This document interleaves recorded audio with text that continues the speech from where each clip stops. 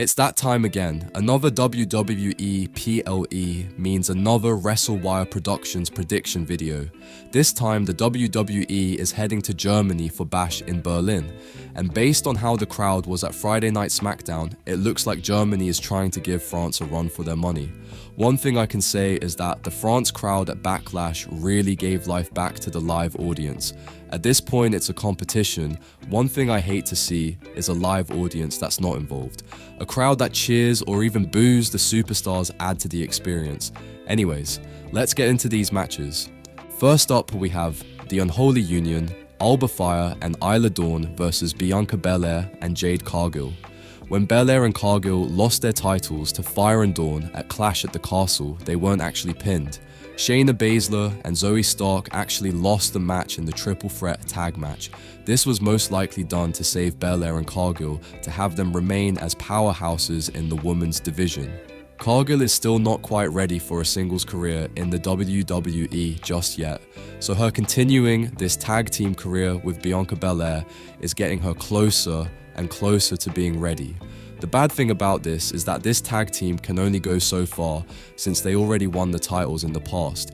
If they win, they go back to running through the competition like last time, and if they lose at Bash in Berlin, then they don't look like the dominating tag team the WWE made them out to be. My prediction, the Unholy Union wins, but not a clean win, so this way Belair and Cargill still look strong as a tag team in the women's division. Next up we have Damian Priest and Rhea Ripley versus Dirty Dom and Liv Morgan in a mixed tag match. It's been some time since I've seen a mixed tag match at a PLE, and this one just seems right. This story has been building over time, and this shows that the WWE is fully invested in long-term storytelling. After the Judgment Day turned on Priest and Ripley the same night at SummerSlam, the Terror Twins have been set on righting these wrongs. This changed Priest and Rhea from heels loved by the fans to baby faces that are loved by the fans. The thing I hated about the lead up to the match is that every time the Terror Twins had members of the Judgment Day against the ropes, the remaining members jump in and ambush them, pretty much foreshadowing what will happen at Bash in Berlin. The Judgment Day has bested the Terror Twins, and this just feels wrong. The former World Heavyweight and former Women's World Champion look weak. And yes, this is because their previous faction is using their numbers to their advantage. My prediction is the Terror Twins will get some great revenge and deliver a beating to Dirty Dom and Liv Morgan. But with the interference from the remaining members of the Judgment Day will cost them the match. Winners, Dirty Dom and Liv Morgan.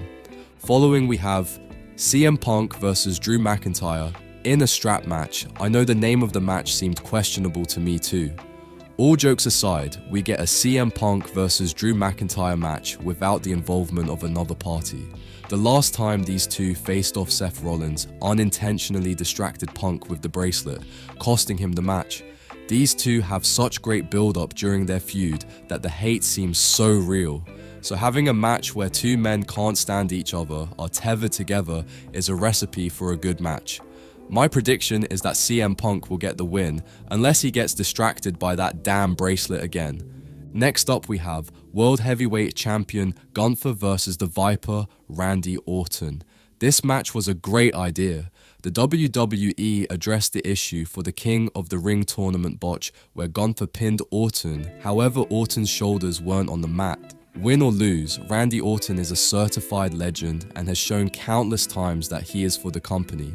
I personally am not a fan of Gunther, however I understand that he has been a champion for about 70% of his WWE career, and that's a huge accomplishment.